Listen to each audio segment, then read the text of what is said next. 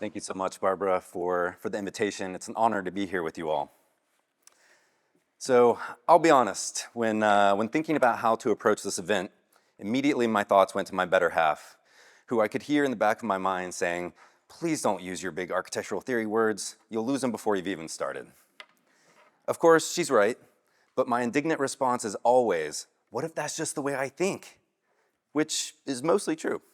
When sketching in my sketchbook, I write ridiculous things like illusionary difference of circular distance and nostalgic inflection point. These help me pretend like I'm a real philosopher and that I'm going to unlock some noble truth. But maybe some of you are the same. We can get into our heads when trying to pry open the curious world around us, trying to find ways that show that to others. I, for one, think there's nothing wrong with that. And hopefully you found your professors here bearable enough to, and not diluting the existential enlightenment of your explorations too much. I wanted to give this speech a title, not because I wish to present it with more authority or import than it's due, but because naming a creative act or a piece of art is likely something each of you has encountered during your studies here at the School of Art. You might have fretted for an entire fortnight over the exact name that would do your magnificent sculpture justice, or would imbue your precocious painting with that je ne sais quoi.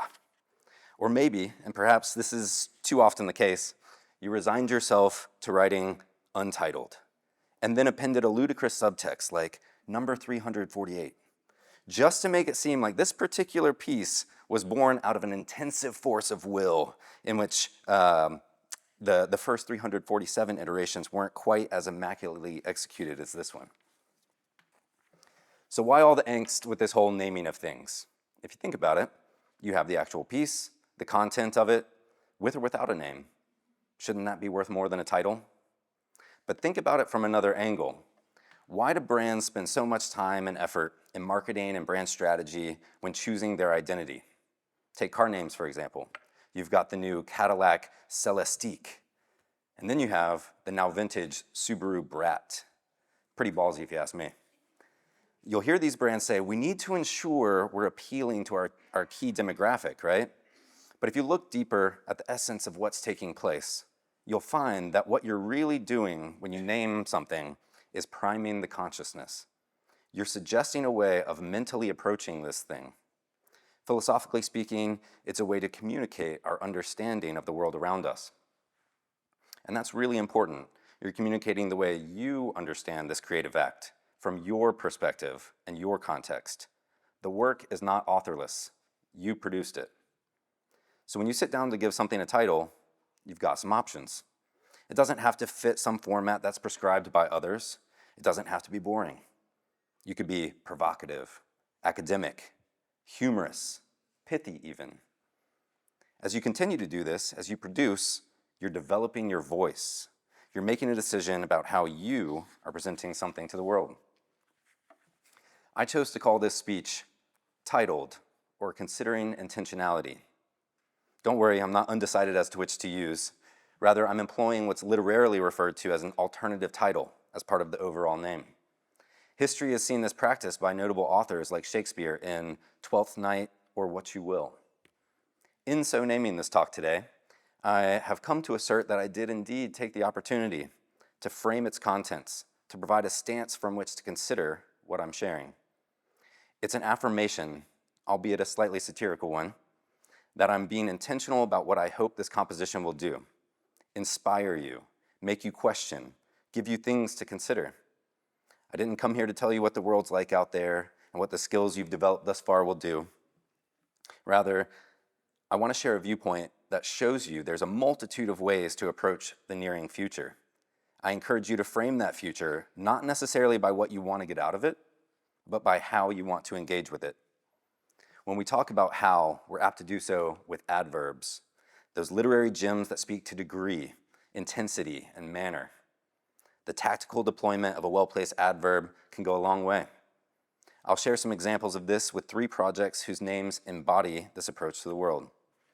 The first is one of my favorite names for a project.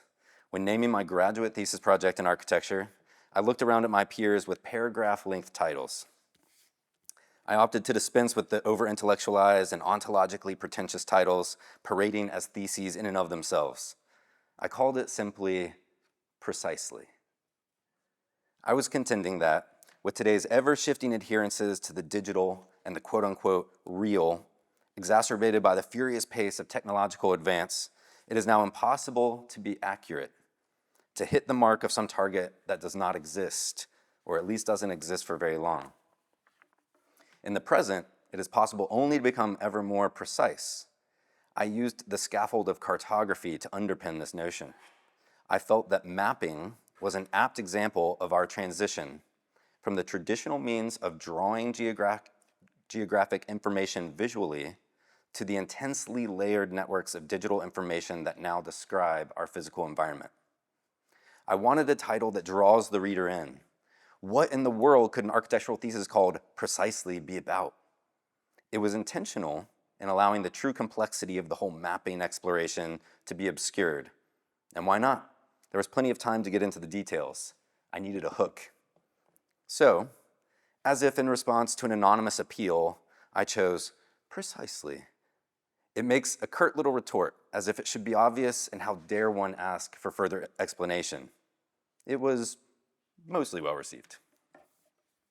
Another project whose name I considered obsessively took shape right here in downtown. It's called Dear Greensboro. Some of you might recall seeing the words Dear Greensboro emblazoned above the Forge makerspace. That was part of the City Billboard Project, a collaborative effort between Greensboro Project Space and the Forge. It's had numerous creative iterations. Some of you might even have contributed, but the one I'm referencing now was merely a teaser for the bigger aim of the Dear Greensboro project.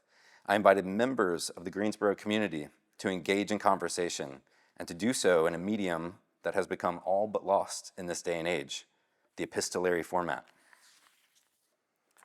For those graduates in the audience who might be unfamiliar, your older compatriots know it simply as the art of letter writing.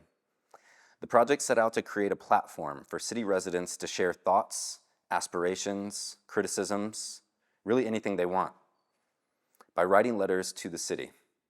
We created a public art installation which featured the words Dear Greensboro backlit on top of a pixelated graphic background. It acted as a beacon, attracting eyes of those driving into downtown, refusing to be ignored. Hidden within those underlying pixels was a QR code where pedestrian passersby might stop to snap a selfie or just take a photo of the installation, only to be quite surprised when the code registered on their smartphone screen and they would be directed to a website. There they could submit their letter. Some of the letters were funny, some kind of mean or critical, but they all proved that the writers felt something. The title was intentional in its double entendre. As many of you know, here in the South, we have that sugar-coated slyness that might emerge when speaking of someone. Oh, bless his heart. You can imagine that same kind of tone being used when employing our Southernisms, saying, oh, dear Greensboro. So it was, once again, with a bit of playfulness that the name came to embody not only the content of the piece, but also an appeal to viewers to consider how they wished to engage it. The final example I want to share, which you heard a little bit about just now, is the newest and most ambitious project in terms of what it strives to create. I've described it as an enigmatic design gallery that resists strict definition, an experimental workshop, a creative hub that seeks to blend cultural programming with sophisticated retail exhibition. This project I titled PROXY. Now, I'm likely going to be assailed by those of you who would say, well, how is this any different than calling your art untitled? And to be fair, PROXY literally means placeholder, stand-in, representative for one in absentia. But I defend this choice for several reasons. For one, it speaks to agency. As something that holds space for, it elicits those who engage with it to take agency and make it what they want it to be. By coming in and sitting down in front of a wall of art from one of the exhibitions, you've made it your gallery. In looking at the architecture sketches and design work up on the display panels and asking questions about why it's designed this way and not that, you're making it your community design center. By attending one of our Rise Above Your Algorithm video salon sessions, you'll become a member of our creative community's thought provocateurs. Another reason is that it acts as that representative of something which is not immediately present. It could be something that is in the making, like work in an art studio. It's not there yet, but it's coming into being. As an architect, my work is representation. I draw sketches and produce renderings which are, at their core, visual representation of physical things yet to come. The retail goods at PROXY are representatives for the craftsmen and women who made them, or the designers that imagined what a product was and how it was to be manufactured, the materials that would be satisfying to touch and use.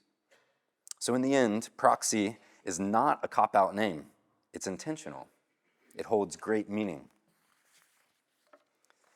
In composing what it was I wanted to say today, I had a small epiphany. I can co-opt the prose on the storefront of PROXY's physical space as a stand-in itself, as a message about each of you and the work you will continue to explore as artists and creatives. If I replace the name PROXY with the words your art, the message is equally powerful, and your art could just as easily be your thinking, your approach, your ambition.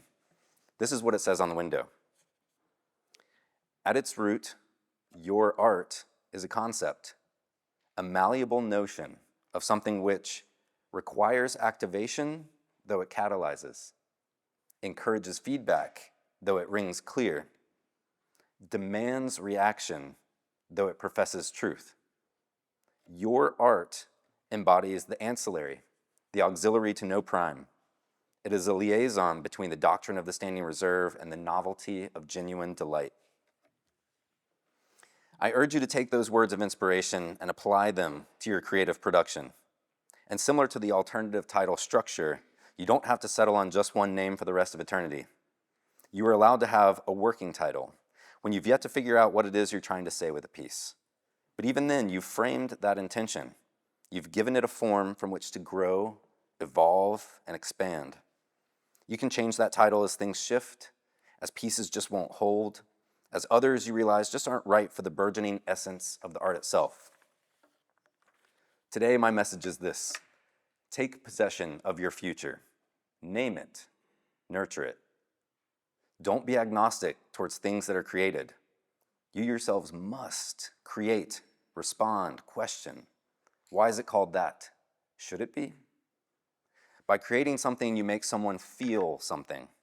It could be apathy, it could be anger, but it could also be joy or curiosity.